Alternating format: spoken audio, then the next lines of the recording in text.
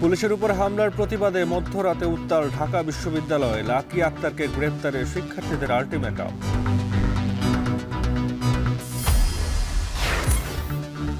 বিশ্ববিদ্যালয়ে যৌন নিপীড়ন বিরোধী সেল পুনর্গঠনের নির্দেশ ইউজিসির। অভিযোগ দ্রুত নিষ্পত্তির আশা, রাজনৈতিক প্রভাবমুক্ত থাকার তাগিদ।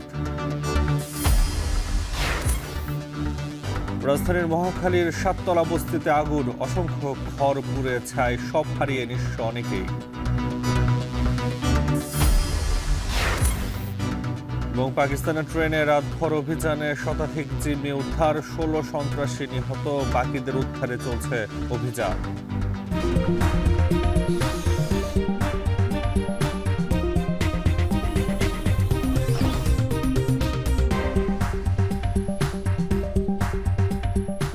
স্বাগত। এখন সকালে পুরো আয়োজন নিয়ে আপনাদের সঙ্গে আছি আমি তাসওয়ার নাফি।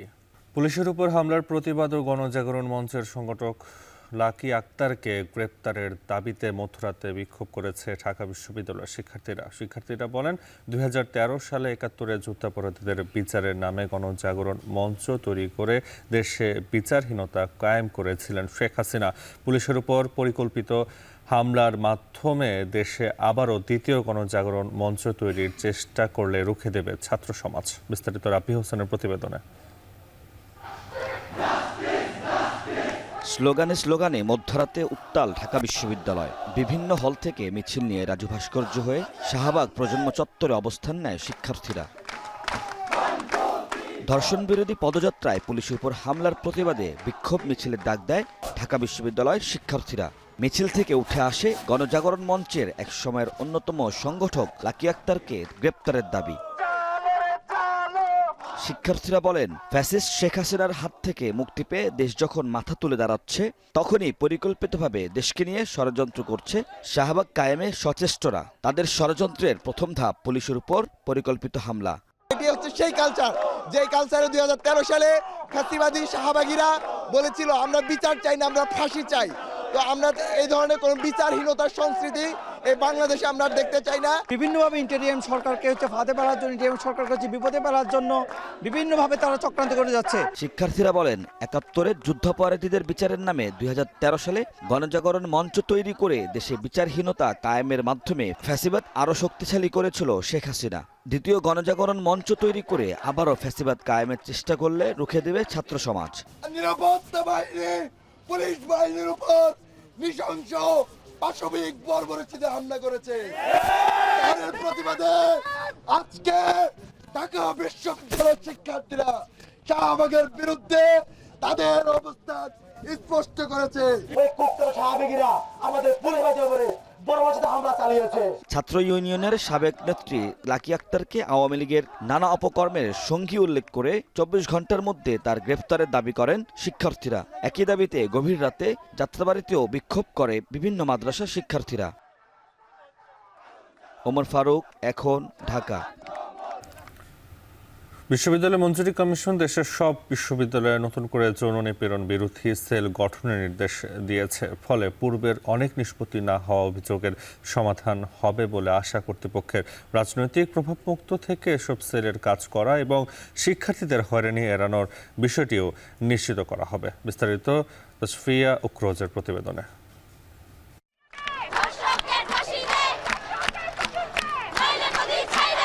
দেশে চলমান সহিংসতা প্রতিরোধে গত 9 মার্চ প্রথম প্রহরে ঢাকা বিশ্ববিদ্যালয়ের সকল নারী শিক্ষার্থীদের পক্ষ থেকে ধর্ষণ বিরোধী মঞ্চ গঠনের ঘোষণা দেওয়া হয়। একই দিনে মশাল মিছিল শেষে এই মঞ্চের পক্ষ থেকে 5টি দাবি তুলে ধরেন শিক্ষার্থীরা।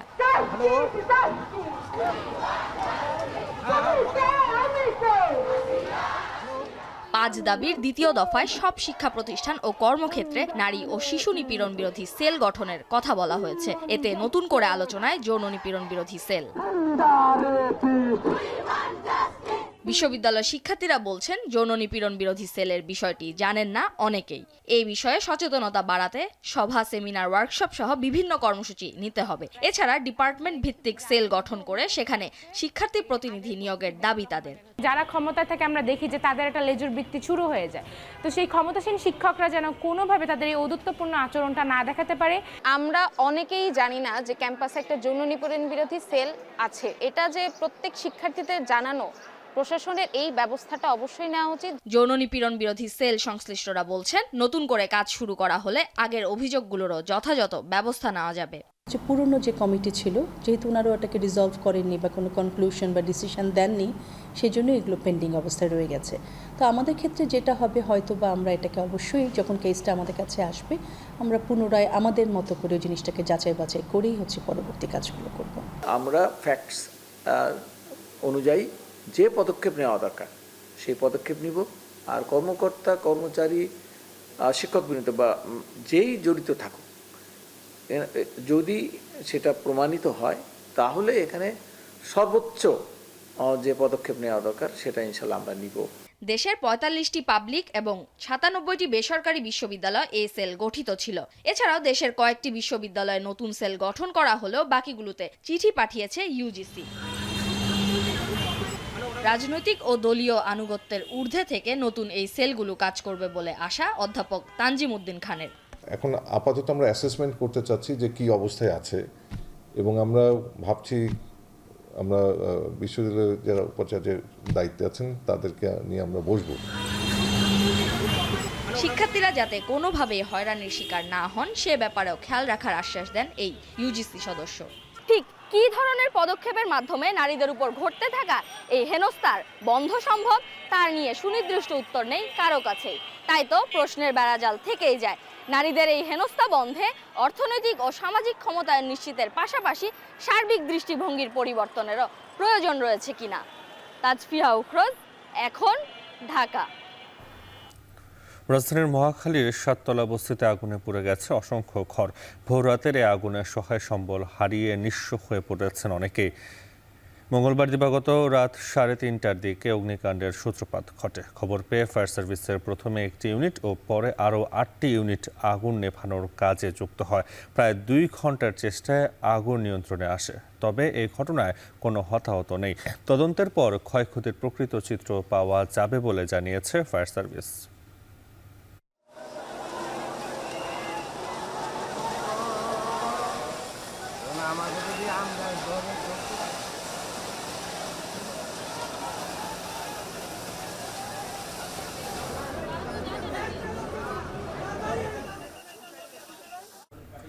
এ নিয়ে আরও জানাতে ৭ তলা বস্তি থেকে যুক্ত হয়েছেন সহকর্মী রাব্বি হোসেন। রাব্বি, কিভাবে আগুনের সূত্রপাত হয়েছে সে ব্যাপারে কিছু জানা গেছে কিনা? এছাড়া জানাবেন ক্ষয়ক্ষতি সম্বন্ধে কি তথ্য আছে আপনার কাছে? নাফি, নগরীর মানুষ যখন ভোররাতে সেহরি খাওয়ার জন্য উঠেছে বা সেহরি খাওয়ার প্রস্তুতি নিচ্ছে, এই ৭ তলা বস্তিতে, মহাখালী ৭ তলা বস্তির বাসিন্দারা যখন সেহরি খাওয়ার প্রস্তুতি নিচ্ছে, ঠিক তখনই ধাউ ধাউ করে আগুন জ্বলে উঠে এই ৭ তলা বস্তিতে। এখানে প্রায় অসংখ্য ঘর রয়েছে, তার মধ্য থেকে প্রায় অর্ধশতাধিকের মতো ঘর এখানে আগুনে পুড়ে গিয়েছে। এখানকার যারা বাসিন্দা রয়েছে তারা প্রত্যেকেই নিম্ন মধ্যবিত্ত শ্রেণীর মানুষ। তাদের সম্বল, সহায় সম্বল যা ছিল সব কিছুই পড়ে গিয়েছে, এবং তারা বলছেন এখানকার শর্ট সার্কিট থেকে, অর্থাৎ এখানে বৈদ্যুতিক একটি ট্রান্সমিটার রয়েছে, সেই ট্রান্সমিটারে এই শর্ট সার্কিটের কারণেই তাদের মূলত আগুনের সূত্রপাত। তারা বলছেন এখানকার, যদিও ফায়ার সার্ভিস এখনো পর্যন্ত নিশ্চিতভাবে তারা বলতে পারেননি কেন আগুন লেগেছে বা কিভাবে আগুন লেগেছে। এবং এখানকার যারা বাসিন্দা রয়েছেন তাদের যেই মাল সাবানাগুলো রয়েছে বা তাদের যেই সামান রয়েছে সব কিছুই কিন্তু পুড়ে গিয়েছে, একেবারে ছাই হয়ে গিয়েছে। এখানে অনেকে ঘুমন্ত অবস্থায় ছিল, তারা কোনো রকমে তাদের জীবনটুকু বাঁচিয়ে নিয়ে তারা এই স্থান ত্যাগ করতে পেরেছেন, সরে যেতে পেরেছেন। এবং এখানে ফায়ার সার্ভিসের প্রায় একে প্রথম দিকে একটি ইউনিট আসার পর একে প্রায় ৮টি ইউনিট আসে, যদিও ৮টিরও বেশি ইউনিট এসে প্রস্তুতি নিয়ে রেখেছিল। তারপরে সেখানে 8টি ইউনিটের প্রায় 2 ঘন্টারও বেশি সময় চেষ্টায় এই আগুন নিয়ন্ত্রণে আনে। শুধু ফায়ার সার্ভিস নয়, আশেপাশে যারা স্থানীয়রা ছিলেন তারাও কিন্তু তাদের সঙ্গে অংশ নিয়েছেন এই আগুন নিয়ন্ত্রণে আনার জন্য। এবং সকালে যখন সূর্যের আলো ফুটেছে তখনই আসলে এই বিভৎস যে দৃশ্য আগুনের সেটি প্রকাশ পেয়েছে এবং সেটি যে পুরো একেবারে ছাই হয়ে গিয়েছে সেই দৃশ্যই আমরা আসলে দেখতে পাচ্ছি। এবং এখানকে অনেকে রয়েছেন, অনেকের সহায় যে সম্বল রয়েছে সব কিছু হারিয়েছেন। যেহেতু নিম্ন মধ্যবিত্ত শ্রেণীর মানুষের বসবাস এখানে, সেক্ষেত্রে তাদের অল্প কিছু পরিমাণ ক্ষয়ক্ষতি হলেই সেটা অধিক পরিমাণ হয়ে যায়। এবং অধিকাংশ মানুষ এখানে রিক্সা চালক, শ্রমিক, তারা বলছেন যে প্রায় প্রতি বছরই তাদের কোনো না কোনো অংশে এই করাল বস্তি, দুঃখিত এই সাততলা বস্তির যে অংশ, কোনো না কোনো অংশ সেটি পুড়ে যায় কোনো এক কারণবশত। তারা আসলে আদৌ জানেন না যে কী কারণে আসলে এখানে বারবার এই বস্তিতে আগুন লাগে আর কীভাবে যে তারা এখন আবার নতুন করে ঘুরে দাঁড়াবেন সে বিষয়টি অনেকের কাছে ধোঁয়াশা। এবং অনেকের আতঙ্কে রয়েছে এখনও যে তাদের যেই সম্বল ছিল সেটি বারবার তাদেরকে এই আগুনের কাছে বা আগুনে লেগে তাদের ক্ষয়ক্ষতি হচ্ছে। এখানে অনেকে তাদের সামান্য যে অংশটুকু বেঁচে আছে, টিন রয়েছে, সেগুলো বাঁচিয়ে আবার নতুন করে ঘুরে দাঁড়াতে পারবেন কিনা এ বিষয়েও তারা শঙ্কা জানিয়েছেন। কারণ যেহেতু সকলেই এখানে নিম্ন মধ্যবিত্ত শ্রেণীর মানুষ, এখানে ক্ষয়ক্ষতির পরিমাণ মোটা দাগে এখন পর্যন্ত অঙ্কে কী পরিমাণ অঙ্ক সেটা আসলে বলা সম্ভব নয়। তবে এখানে ফায়ার সার্ভিস বলছে যে এখানে কোনো হতাহত হয়নি, কেউ এখন পর্যন্ত কোনো আহত বা নিহতের যে খবর সেটি আসলে পাওয়া যায়নি। তার মানে ফায়ার সার্ভিস এই বলেছে যে তাদের একটি তদন্ত কমিটি গঠন করা হবে এবং কী পরিমাণ ক্ষয়ক্ষতি হয়েছে, কতটি ঘর রয়েছে সে বিষয়টি তারা নিশ্চিতভাবে এখন পর্যন্ত ফায়ার সার্ভিসের কর্মকর্তারা বলতে পারেননি। তবে এখানকার যারা বাসিন্দা রয়েছেন তারা বলছেন এখানে প্রায় 1/2 শতাধিক ঘর রয়েছে যেগুলো পুড়ে গিয়েছে, পুরো একেবারে ছাই হয়ে গেছে। আমি এখন যেখানে দাঁড়িয়ে আছি এই জায়গাটা একেবারে ছাই, অর্থাৎ আমি ছাইয়ের উপরেই দাঁড়িয়ে আছি, পুড়ে যাওয়া ঘরের উপরে দাঁড়িয়ে আছি এই সাততলা বস্তির থেকে। আমার কাছে এই ছিল সবশেষ খবর। মহাখালীর সাততলা বস্তির আগুনের খবর জানাতে যুক্ত ছিলেন রাপি হোসেন। পণ্য বোঝাইয়ের 72 ঘণ্টায় চট্টগ্রাম বন্দরের জলসীমায় ত্যাগের নির্দেশনার পরও লাইটারের জাহাজের সংকট কাটেনি। সংশ্লিষ্টরা বলছেন আমদানিকারকরা বন্দরের জলসীমায় 9 খালাস পয়েন্টে বিভিন্ন ঘাটে লাইটারের জাহাজকে ভাসমান গুদাম বানিয়ে রেখেছেন। সেই সঙ্গে সম্পদ বাজেয়াপ্ত কিংবা দুদকের মামলার ভয়ে পলাতক এমপি সহ অনেকেই জাহাজ কেটে শিপইয়ার্ডে বিক্রি করে দিয়েছেন।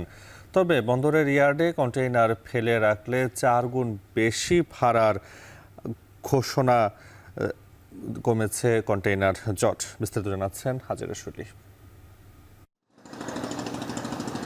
চট্টগ্রাম বন্দরে বড় জাহাজে আসা গম, সার, সিমেন্ট ক্লিংকার, পাথর, চিনি সহ বিভিন্ন খোলা পণ্য বহির্নোঙরে ছোট লাইটারের জাহাজের মাধ্যমে খালাস হয়। পরে সেগুলো নদী পথে যায় দেশের বিভিন্ন স্থানে। চট্টগ্রাম থেকে 1800 লাইটারের জাহাজ নদী পথে বিভিন্ন গন্তব্যে পণ্য পরিবহন করলেও সম্প্রতি লাইটারের জাহাজের সংকট প্রকট হয়ে ওঠে। অসাধু আমদানিকারকরা লাইটারের জাহাজকে ভাসমান গুদাম হিসেবে ব্যবহার করছে, এই অভিযোগ ওঠার পর তৎপর হয় চট্টগ্রাম বন্দর ও নৌ পরিবহন অধিদপ্তর।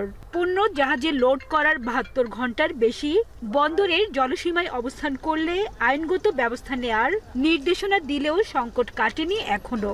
এতে মাদার ভেসেল থেকে পণ্য খালাসের সময় বেশি লাগায় ক্ষতিগ্রস্ত হচ্ছেন সব পক্ষই। বিরূপ প্রভাব পড়ছে পণ্য সরবরাহ ব্যবস্থায়ও। এখন কিন্তু লাইটার পাওয়া যাচ্ছে না, যার জন্য জাহাজের পারফরমেন্স কমে যাচ্ছে, জাহাজের ওয়েটিং বেড়ে যাচ্ছে।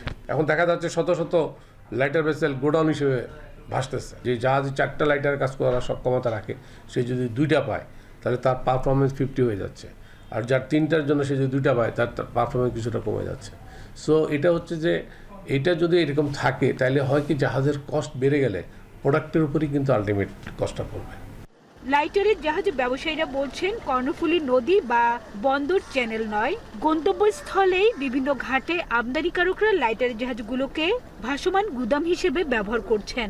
এছাড়া মামলার ভয়ে পলাতক ও সাবেক মন্ত্রী, এমপি ও ব্যবসায়ীদের অনেকেই জাহাজ কেটে শিপইয়ার্ডে বিক্রি করে দেওয়ায় সংকট বেড়েছে। ফলে 1800 থেকে লাইটারের জাহাজের সংখ্যা কমে দাঁড়িয়েছে 900-তে। আনলোড পয়েন্ট যেটা আছে, খালাস পয়েন্ট গন্তব্যে, সেখান থেকে মালটা খালাস করতেছে না। এবং আরেকটা জিনিস আছে, ইম্পোর্টার তার নিজের জাহাজটাকে মাসে 4-5 ট্রিপ করে আপনার জাহাজটাকে ভাসমান গুদাম বানিয়ে রাখছে। আগে 1800 জাহাজ ছিল, চট্টগ্রাম চলতো, এখন 900-র মতো জাহাজ কর্তন করা হয়েছে, যার জন্য এই 900 ঘাটতি হয়েছে। এখন এই 900 যে 900 জাহাজ এখন আছে সেগুলি দিয়ে এখন চট্টগ্রাম বন্দর থেকে সব জায়গায় মাল নিয়ে যদি দ্রুত খালি করা হয় তাহলে এই সংকট থাকবে না। এদিকে লাইটারের জাহাজে সংকট নিরসনে সাগরে যৌথ অভিযান পরিচালনা করছে কোস্ট গার্ড ও নৌপরিবহন অধিদপ্তর। গত এক মাসে প্রায় 1000 জাহাজে অভিযান চালানো হয়। গত 11 ফেব্রুয়ারি হতে অদ্যাবধি আমরা প্রায় 1085টি লাইটার জাহাজ যে আরোহণ করেছি এবং এর মধ্যে যেগুলো হচ্ছে ভোগ্যপণ্য এবং ভোজ্য তেল নিয়েছিল তারা যাতে 72 ঘন্টার অধিক থাকতে না পারে সেজন্য আমরা কার্যব্যবস্থা গ্রহণ করেছি। চট্টগ্রাম বহির্নোঙর বিশেষত তারা যাতে কেউই ভাসমান গুদামে পরিণত না হয়ে থাকতে পারে সেই জন্য আমরা যথাযথ কার্যব্যবস্থা গ্রহণ করছি। সম্প্রতি পণ্য খালাস না করায় বন্দর ইয়ার্ডেও কন্টেনার জট দেখা দেয়। সংকট নিরসনে 10ই মার্চ থেকে 4 গুণ বাড়তি মাসুল আদায়ের পরিপত্র জারি করে চট্টগ্রাম বন্দর। এর নির্দেশনায় কন্টেনার ডেলিভারি বাড়ায় পরিস্থিতি উন্নতি হয়েছে বলে দাবি বন্দর কর্তৃপক্ষের। হাজারা শিউলি, এখন চট্টগ্রাম। 28 ফেব্রুয়ারি শেষ হয়েছে আমন মৌসুমের ধান চাল সংগ্রহ অভিযান, কিন্তু এবারও সংগ্রহ অভিযান সফল করতে পারেনি বগুড়া খাদ্য বিভাগ। এমনকি জেলার 12 উপজেলার মধ্যে 10 উপজেলায় থেকে সংগ্রহ করা যায়নি কোনো ধান, পূরণ হয়নি চাল সংগ্রহের লক্ষ্যমাত্রাও। মাজিদুর রহমানের প্রতিবেদন। গেল বছরের 17 নভেম্বর থেকে শুরু হয় আমন মৌসুমে ধান চাল সংগ্রহ অভিযান, চলে 28 ফেব্রুয়ারি পর্যন্ত। এ সময় বগুড়ায় ধান সংগ্রহের কথা ছিল 12,610 টন, যেখানে সংগ্রহ হয়েছে মাত্র 81 টন। এর মধ্যে জেলার 12 উপজেলার 10টি থেকে কোনো ধান সংগ্রহ করতে পারেনি খাদ্য বিভাগ। আর চালের 32,000 টনের জায়গায় সংগ্রহ হয়েছে 24,075 টন। কৃষকরা জানান, সরকারের নির্ধারিত দামের চেয়ে বাজারে বেশি দাম পাওয়ায় খাদ্য গুদামে ধান চাল দেননি তারা। সরকার খাদ্য গুদামের জন্য যে মূল্য নির্ধারণ করে ধানের, তার চাইতে বাজারে মূল্য অনেক বেশি থাকে, যে কারণে আমরা সাধারণত সরকারকে না দিয়ে বাজারে বিক্রি করি। তবে চালকল মালিকদের দাবি, লাইসেন্স বাতিল ও জরিমানা এড়াতে কেজিতে 5 থেকে 60 টাকা লোকসানে চাল দিয়েছেন তারা। আর মির মালিক সমিতির অভিযোগ, প্রতি বছর বাজার ও সরকারি দরে অসমতায় ব্যর্থ হচ্ছে সরকারের খাদ্য সংগ্রহ অভিযান। যদি দামের সাথে বিবেচনা করা না হয় তাহলে মিলগুলো রক্ষা করা সম্ভব হবে না। ব্যবসাগুলো পুরো কর্পোরেট ব্যবসার হাতে চলে যাবে। কর্পোরেট ব্যবসায়ীগুলি তাদের ইচ্ছা মতো দাম বৃদ্ধি করে। বাছাই করার পর 25 কেজি চাউল হয়, 25 কেজি চাউল বাজার এসে পরে দেখা যাবে 58 টাকা। 47 টাকা চাউলের রেট আমরা 58 টাকা যদি পড়ে, তা আমরা কেমন করে সেই এত লস কেমন করে প্রতি কেজিতে 12-13 টাকা লস করে আমরা কেমন করে চাউল দিব? এমন অবস্থায় আগামীতে বাজারের সাথে সমন্বয় করে দাম নির্ধারণের কথা জানান জেলা খাদ্য কর্মকর্তা। সরকার নির্ধারিত যে দর ছিল, সে দরের তুলনায় বাজার দর ছিল তুলনামূলক বেশি, যার জন্য কৃষকদের তারা মাঠে এবং বাজারে, লোকাল যে বাজার আছে সেখানে দাম ভালো পেয়েছেন। আগামীতে হয়তো সরকার আরও সুচিন্তিতভাবে এই দরটি নির্ধারণ করবেন এবং আশা করছি যে আগামী মৌসুমে এবার যে সমস্যাগুলো হয়েছে সেগুলো আর থাকবে না। গেল মৌসুমে প্রতি কেজি ধান 33 এবং সিদ্ধ চালের দাম নির্ধারণ করা হয়েছিল 47 টাকা, যেখানে হাট বাজারে মৌসুমের শুরু থেকে প্রতি কেজি ধান 35 থেকে 38 এবং চাল বিক্রি হয়েছে 50 থেকে 52 টাকায়। মাজিদুর রহমান, এখন বগুড়া। এবার আন্তর্জাতিক। পাকিস্তানের বেলুচিস্তানের নিরাপত্তা বাহিনীর রাতভর অভিযানে শতাধিক আরোহী উদ্ধার হলেও অবসান ঘটেনি ট্রেন ছিনতাই ও জিম্মি দশার। বন্দুকযুদ্ধে নিহত হয়েছে কমপক্ষে 16 জন বিচ্ছিন্নতাবাদী। বেলুচিস্তান প্রদেশের রাজধানী কোয়েটা থেকে খাইবার পখতুনখোয়ার পেশোয়ারে যাওয়ার পথে মঙ্গলবার বিকালে ছিনতাই হয় যাত্রীবাহী ট্রেনটি। স্থানীয় সংবাদ মাধ্যম জিও ও ডনের সবশেষ প্রতিবেদনে বলা হয়, বেলুচিস্তানের বোলান জেলায় ছিনতাইয়ের শিকার জাফর এক্সপ্রেসের 9টি বগিতে 400 থেকে 500 আরোহী ছিল। নিরাপত্তা বাহিনীর অভিযানে 104 জনকে জীবিত উদ্ধার করা সম্ভব হলেও এখনও জিম্মি, নারী, শিশুসহ 300 থেকে 400 যাত্রী। জানা গেছে, আন্তর্জাতিক পরিষেবার মাধ্যমে স্যাটেলাইট ফোন ব্যবহার করে যোগাযোগ করছে হামলাকারীরা।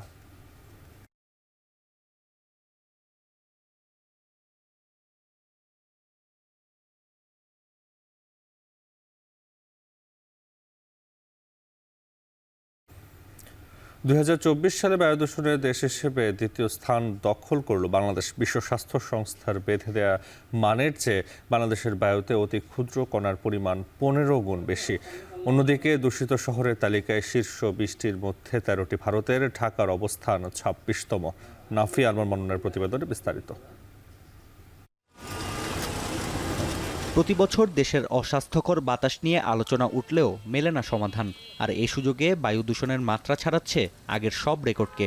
2024 সালে বায়ু দূষণের দেশ হিসেবে দ্বিতীয় স্থান দখল করল বাংলাদেশ। সুইজারল্যান্ড ভিত্তিক প্রতিষ্ঠান আইকিউ এয়ারের বৈশ্বিক বায়ুমান প্রতিবেদন 2024-এ উঠে এসেছে এ তথ্য। প্রতিবেদনে উল্লেখ করা হয়, বাংলাদেশের প্রতি ঘনমিটার বাতাসে অতি ক্ষুদ্র কণা PM2.5 এর পরিমাণ 78 মাইক্রোগ্রাম, যা বিশ্ব স্বাস্থ্য সংস্থার বেঁধে দেয়া মানের চেয়ে 15 গুণ বেশি। প্রথম অবস্থানে রয়েছে মধ্য আফ্রিকার দেশ চাঁদ। শীর্ষ 5 দেশের মধ্যে বাকি 3টি দেশ হল পাকিস্তান, কঙ্গো প্রজাতন্ত্র ও ভারত। অন্যদিকে 2024 সালের দূষিত শহরের তালিকায় শীর্ষস্থান দখল করেছে আসামের বির্নিহাট। গেল বছর শহরটির প্রতি ঘনমিটার বাতাসে PM2.5 এর পরিমাণ ছিল 128.2 মিলিগ্রাম, যা স্বাভাবিকের চেয়ে 25 গুণ বেশি। এরপরেই ভারতের দিল্লির অবস্থান। শীর্ষ 20 দূষিত শহরের মধ্যে 13টি ভারতের, পাকিস্তানের শহর 6টি, কাজাখস্তান, চাঁদ ও চীনের শহর রয়েছে একটি করে। এ তালিকায় ঢাকার অবস্থান 26তম। অতি ক্ষুদ্র কণার পরিমাণ বিশ্ব স্বাস্থ্য সংস্থার গাইডলাইন অনুযায়ী বেঁধে রাখতে পেরেছে অস্ট্রেলিয়া, নিউজিল্যান্ড ও এস্তোনিয়া সহ 7টি দেশ। অন্যদিকে অনুসরণকারী শহরের হার ছিল 17%। অতি ক্ষুদ্র কণা PM2.5 রক্তের সঙ্গে মিশে মানবদেহের বিভিন্ন অঙ্গ প্রত্যঙ্গ ধ্বংস করে। উচ্চ রক্তচাপের অন্যতম কারণ দূষিত বায়ু। WHO এর পরিসংখ্যান অনুযায়ী বায়ু দূষণের কারণে প্রতিবছর প্রাণ হারান প্রায় 70 লাখ মানুষ। নাফি আরমান মনন, এখন বিশ্ব। সপ্তাহ ব্যবধানে বরগুনার বাজারে বেড়েছে নদী ও সামুদ্রিক মাছের দাম, তবে কিছুটা স্বস্তি মিলেছে চাষের মাছের দামে। এ নিয়ে আরও জানাতে বরগুনার পৌর মাছ বাজার থেকে যুক্ত হয়েছেন জিয়াদ মাহমুদ। জিয়াদ, প্রকারভেদে মাছের দাম কত বেড়েছে জানাবেন? এছাড়া এ সময় মাছের দাম বাড়ার কারণ কি বলছেন ব্যবসায়ীরা? নাফি, রমজানের শুরু থেকে আমরা দেখেছি যে মাছের সরবরাহ কিছুটা কম, বিশেষ করে বরগুনার যে পাথরঘাটা মৎস্য অবতরণ কেন্দ্র কিংবা ফকিরহাট মৎস্য উপকেন্দ্র এবং স্থানীয় যে নদ নদীতে যেসব জেলেরা মাছ শিকার করেছেন, তারাও আমাদের জানিয়েছেন যে ইদানিং মাছের কিন্তু ফ্লোটা কম আসছে এবং জেলেদের জালে কম মাছ ধরা পড়ছে। এবং বাজারগুলোতে আমরা দেখেছি সরবরাহ তুলনামূলক কিছুটা কমেছে, একেবারেই যে কমে গেছে এমনটি না, তুলনামূলক কিছুটা কমেছে, তবে মাছের দাম কিন্তু বাড়তি রয়েছে। আর একটি ব্যাপার আপনাকে জানিয়ে রাখি যে এখানকার বিক্রেতারা বলছেন যে মাছের বেচা কেনা কিন্তু কম, ক্রেতার চাহিদা কমেছে। তো দাম যেটি বেড়েছে সেটি আপনাকে জানিয়ে রাখি যে ইলিশ মাছ বিক্রি করা হচ্ছে, বড় আকৃতির যে ইলিশগুলো সেগুলো বিক্রি করা হচ্ছে পাইকারি বাজারে 1900 থেকে 2200 টাকা পর্যন্ত, এবং মাঝারি আকৃতির ইলিশগুলো বিক্রি করা হচ্ছে 1700 থেকে 1800 টাকা, এবং ছোট আকৃতির ইলিশগুলো বিক্রি করা হচ্ছে 1000 থেকে 1200 টাকা কেজি পর্যন্ত। এবং পাথরঘাটা মৎস্য অবতরণ কিন্তু আমরা লক্ষ্য করেছি যে বড় আকৃতির যে মাছ রয়েছে সেই মাছের মন বিক্রি করা হচ্ছে 80 থেকে 1 লক্ষ টাকা দরে, এবং সেখানে মাঝারি আকৃতির ইলিশগুলো বিক্রি করা হচ্ছে 50 থেকে 70,000 টাকা আকৃতি এবং উৎসবিত। একটি বিষয় এখানেও লক্ষণীয় যে বিষখালী পায়রায় যে ইলিশগুলো পাওয়া যায় সেই ইলিশগুলোর দাম সমুদ্রের ইলিশের থেকে বেশি হয়ে থাকে এবং মন প্রতি প্রায় 10,000 টাকা বেশি হয়ে থাকে। অন্যান্য মাছের ক্ষেত্রেও দেখেছি আইর, ম্যাথ কিংবা কাউইন এবং যে অন্যান্য মাছ রয়েছে সামুদ্রিক, সেই মাছগুলো কিন্তু 700 থেকে 1000 টাকা পর্যন্ত আকৃতি বেঁধে বিক্রি করা হচ্ছে। এবং তপসে মাছ, নদীর মাছ, সেই মাছ বিক্রি করা হচ্ছে এই পাইকারি বাজারে বিক্রি করা হচ্ছে 700 টাকা, তবে খুচরা বাজারে আমরা দেখেছি তপসে মাছ বিক্রি করা হচ্ছে 1000 টাকা কেজি দরে। এবং এখানেও একটি বিষয় লক্ষণীয় যে পাইকারি বাজার থেকে খুচরা বাজারের দূরত্ব 100 মিটারের মতো, এবং 100 মিটার ব্যবধানে মাছের দাম কিন্তু কেজিতে 300 টাকা পর্যন্ত বৃদ্ধি পাচ্ছে। এই বিষয়টি কিন্তু প্রশাসনের দৃষ্টি আকর্ষণ করছেন এখানকার ক্রেতারা বলছেন যে রমজানে যাতে মাছের দাম স্বাভাবিক রাখা হয় এবং ক্রেতাদের ক্রয় সীমার মধ্যে রাখা হয় সে বিষয়ে যেন ভোক্তা অধিকার প্রশাসনের নজরদারি বাড়ানো হয়। এবং চাষের মাছের ক্ষেত্রে কিছুটা স্বস্তি রয়েছে। চাষের পাঙাশ কিংবা চাষের তেলাপিয়া এবং তেলাপিয়া মাছের দাম কিন্তু 170 থেকে 80 টাকার মধ্যেই রয়েছে। তো এই ছিল বরগুনার মাছ বাজার থেকে আমার কাছে সবশেষ তথ্য। নাফি। জিয়াদ মাহমুদ জানাচ্ছিলেন বরগুনার মাছ বাজারের খবর। 7 বছর আগে চুয়াডাঙ্গা পৌরসভার ভূগর্ভস্থ পানি শোধনাগারের উদ্বোধন হলেও পানি সরবরাহ সম্ভব হয়নি।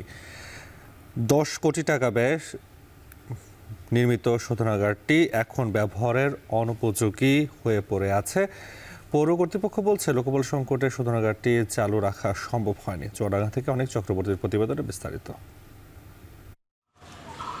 চুয়াডাঙ্গা পৌর এলাকায় 10 কোটি টাকা ব্যয়ে 2014 সালের ডিসেম্বরে ভূগর্ভস্থ পানি শোধনাগারের নির্মাণ কাজ শুরু হয়। কাজ শেষ হয় 2017 সালের ডিসেম্বরে। 2020 সালের 20 অক্টোবর ওভারহেড ট্যাঙ্ক নির্মাণ কাজের উদ্বোধন করা হয়। উদ্বোধনী অনুষ্ঠানে বলা হয়েছিল 1 সপ্তাহের মধ্যে পৌরবাসীর দীর্ঘদিনের চাহিদা সুপেয় পানির সরবরাহ নিশ্চিত করা হবে। কিন্তু 7 দিন কালক্রমে 7 বছরে পরিণত হলেও বিশুদ্ধ পানির ব্যবস্থা পৌরবাসীর জন্য স্বপ্নই রয়ে গেছে।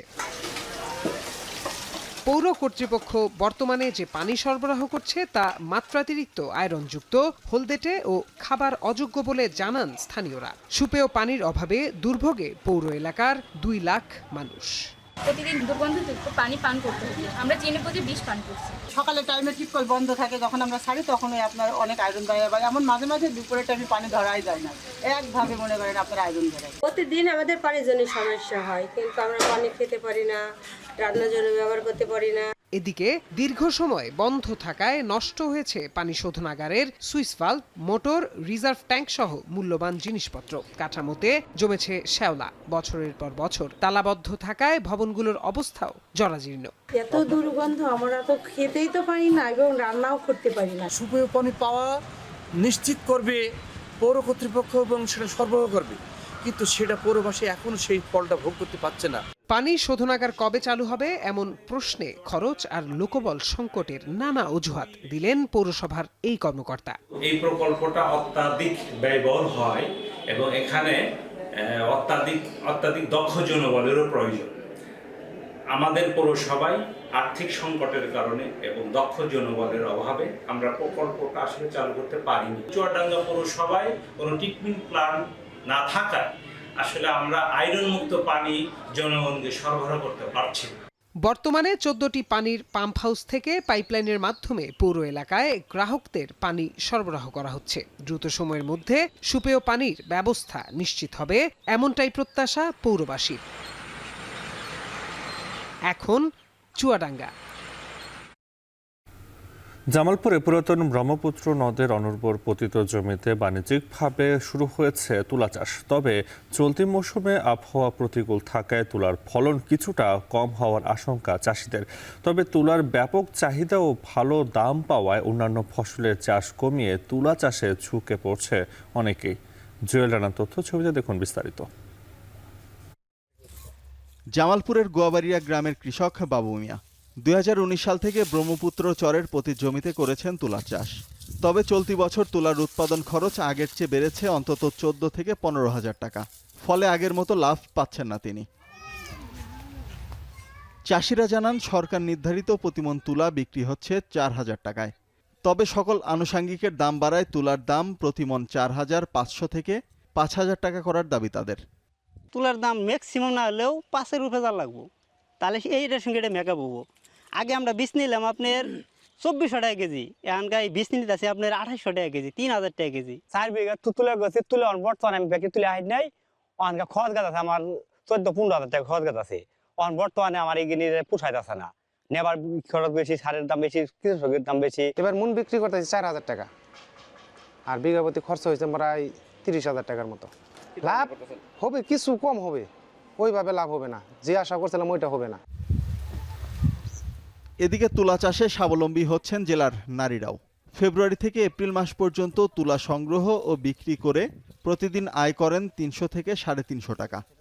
1 মাস ধরে তুলতেছি, আর মনে করলেন 1-2 মাস তুলতে পারবো। 300 টাকা দিয়ে আগে করছি, 350 টাকা দিয়ে করতেছি। দিনে মন করলেন দুজনে মিলে 1 জাল, মানে তুলার উপরে নির্ভর। তুলা বেশি হইলে 2 জাল হয়, আর যদি অল্প মানে পাতলা হয় তাহলে 1 জাল হয়। জেলার তুলা চাষিদের সব ধরনের সহযোগিতা করা হচ্ছে। আগামীতে অন্যান্য ফসলের মতো তুলা চাষের পরিমাণ আরও বাড়বে বলে জানান তুলা উন্নয়ন বোর্ডের কর্মকর্তা। রূপালী 1, white gold 1, white gold 2, DM 4, আর আমাদের দেশেও একটা হাইব্রিড আছে, সেটা হলো CDB হাইব্রিড 1। এই 5টা জাত আমরা সাধারণত ব্যবহার করে থাকি। তুলার চাষে প্রত্যেকবারই চাষিরা ভালো লাভবান হয়েছে এবং ভালো সাড়া পাইছি।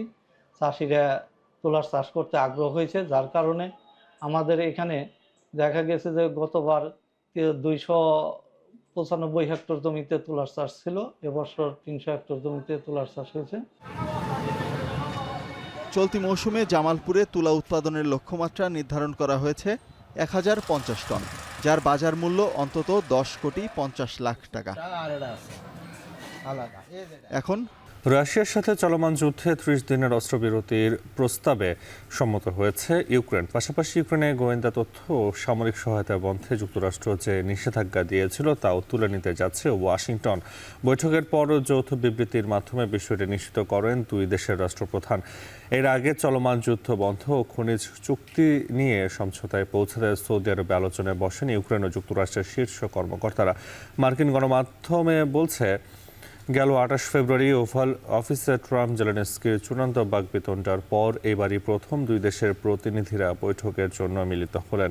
আল জাজিরার তথ্য বলছে, বৈঠকে যুক্তরাষ্ট্রের প্রতিনিধিত্ব করেন জাতীয় নিরাপত্তা বিষয়ক উপদেষ্টা মাইক ওয়ালস ও পররাষ্ট্রমন্ত্রী মার্কো রুবিও।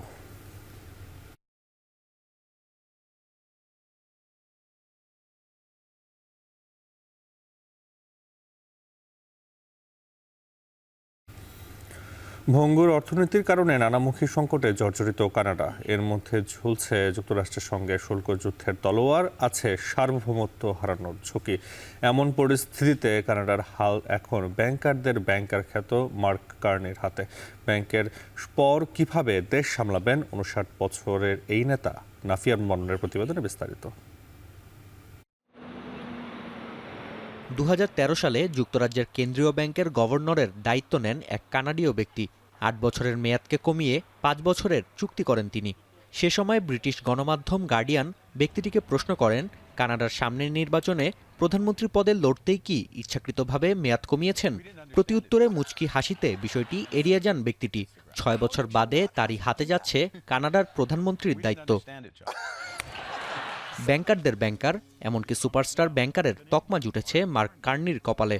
তাই ভঙ্গুর অর্থনীতি, শ্রমবাজারে চাপ ও অভিবাসন সংকট সহ নানামুখী সংকটে জর্জরিত কানাডিয়ানদের বাজির ঘোড়া এই 59 বছর বয়সী নেতা। প্রধানমন্ত্রিত্ব নিশ্চিতের দিনই যুক্তরাষ্ট্রের শুল্ক নীতির কড়া সমালোচনা করেছেন কার্নি। ঘোষণা দেন, শুল্ক যুদ্ধে মার্কিনদের হারিয়ে জয়ী হবেন কানাডিয়ানরা।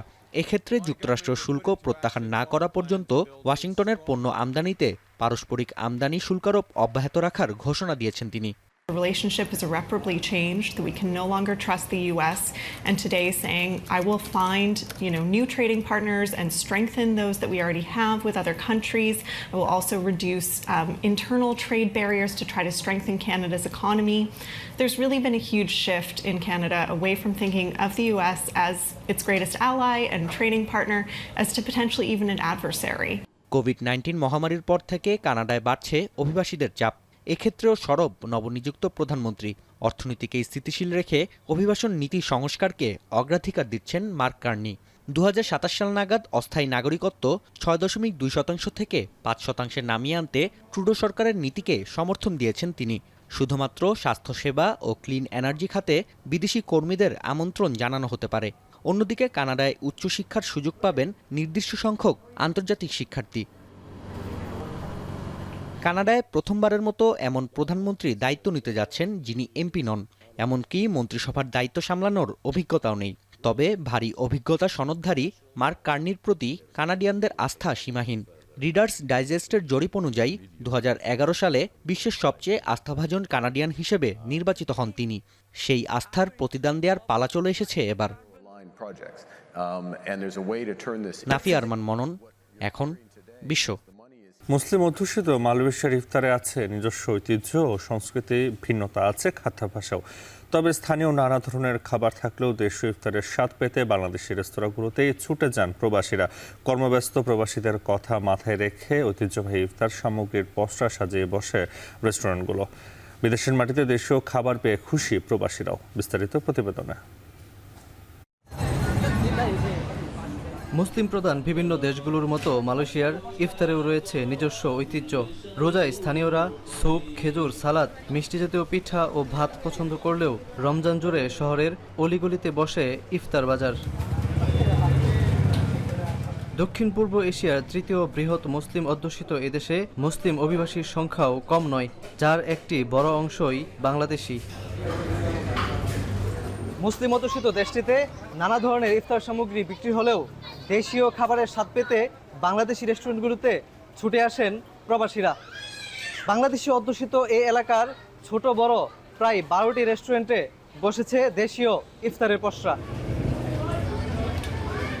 দেশীয় এসব রেস্টুরেন্টগুলোতে ছোলা মুড়ি ছাড়াও পরিবেশন করা হয় বেগুনি, পেঁয়াজু, কাবাব সহ নানা পদের খাবার। প্রবাসের মাটিতে ঐতিহ্যবাহী এসব খাবার পেয়ে খুশি ভোজন রসিকরাও। কিছুক্ষণের জন্য হলো তো আমাদের দেশকে আমরা আমাদের খাওয়া দাওয়ার ভিতর থেকে আমরা খুঁজে পাচ্ছি আর কি। এই জায়গায় যে ইফতারিটা পাওয়া যায় মোটামুটি সবগুলো অনেক ভালো মানের। ইফতার বাজারকে কেন্দ্র করে বিকেল থেকেই জমজমাট হয়ে ওঠে রেস্তোরাঁগুলো, সুযোগ হয় বাড়তি আয়ের। সাধারণত ইফতারি সময় আমাদের মুড়ি মাখা না খেলে কিন্তু আমাদের বাংলাদেশিদের ইফতারি শেষ হয় না, তো সেই হিসাবে সেই সুযোগটা আমাদের এখানে আছে। শুক্র শনি রবি একটু বেশি হয়, কারণ সবার ছুটি থাকে, তো সেই সময় থাকে, সেই হিসাবে একটু বেশি হয়। তারপরেও ভালোই। শুধু ইফতারি নয়, সেহরিতেও বিভিন্ন রেস্টুরেন্টে পাওয়া যায় হরেক পদের খাবার। শাহরিয়ার তারেক, এখন মালয়েশিয়া।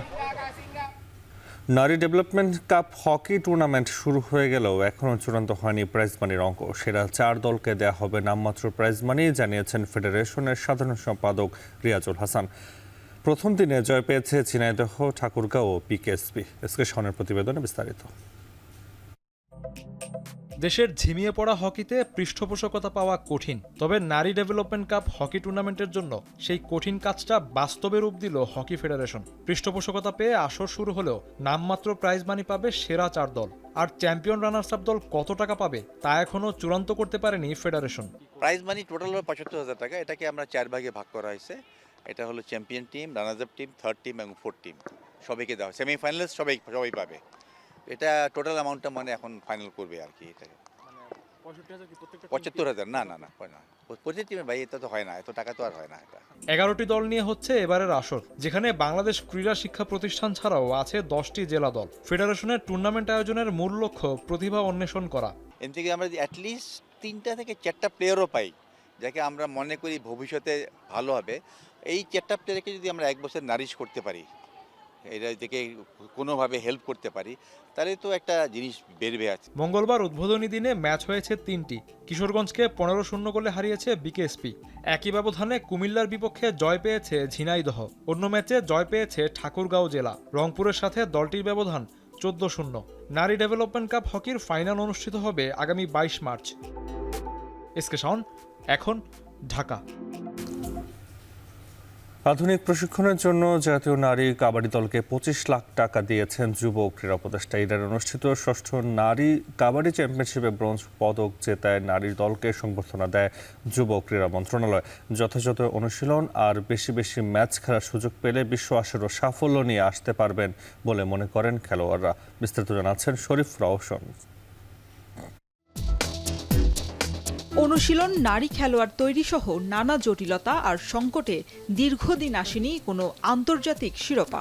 তবে এবার ইরানে আয়োজিত 6ষ্ঠ কাবাডি চ্যাম্পিয়নশিপে 7 দলের মধ্যে তৃতীয় হয়ে ব্রোঞ্জ পদক জিতেছে বাংলাদেশ নারী কাবাডি দল। প্রমিলাদের হাত ধরে আসা এমন অর্জনকে সম্মান জানাতে দেরি করেনি যুব এবং ক্রীড়া মন্ত্রণালয় এবং এনএসসি। আসরে অংশ নেয়া খেলোয়াড়, কোচ এবং দলের সঙ্গে থাকা বাকিদের সংবর্ধনা দেয়া হয় ক্রীড়া পরিষদে।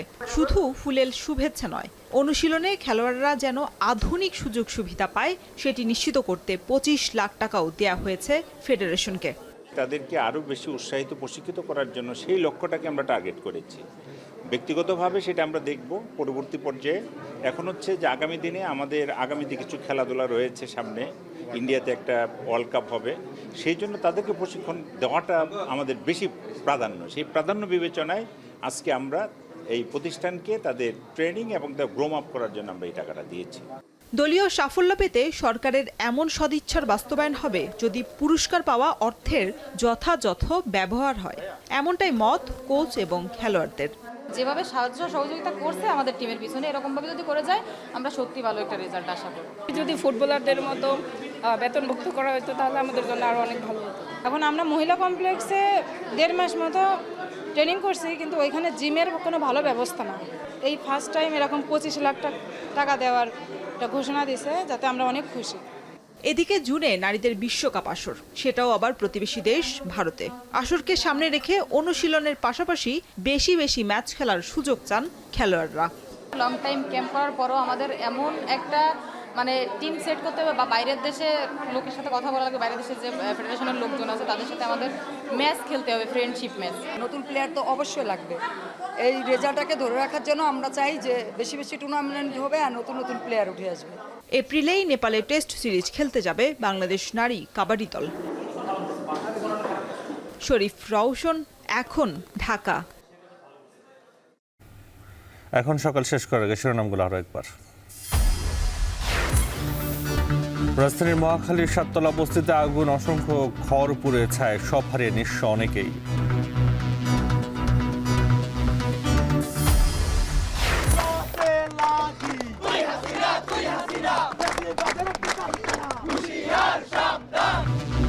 পুলিশের উপর হামলার প্রতিবাদে মধ্যরাতে উত্তাল ঢাকা বিশ্ববিদ্যালয়ে, লাকি আক্তারকে গ্রেফতারে শিক্ষার্থীদের আলটিমেটাম।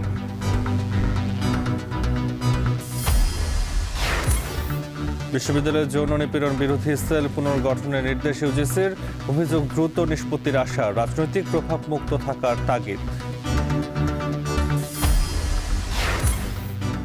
এবং পাকিস্তানের ট্রেনে রাতভর অভিযানে শতাধিক জিম্মি উদ্ধার, 16 বিচ্ছিন্নতাবাদী নিহত, বাকিদের উদ্ধারে চলছে অভিযান। শেষ করছি এখন সকাল। এখন টেলিভিশন ওয়েবসাইটে দেখতে ভিজিট করুন www.ekhon.tv, এছাড়া ফেসবুকে দেখতে ভিজিট করুন facebook.com/tv.ekhon এবং ইউটিউবে দেখতে ভিজিট করুন youtube.com/ekhon tv।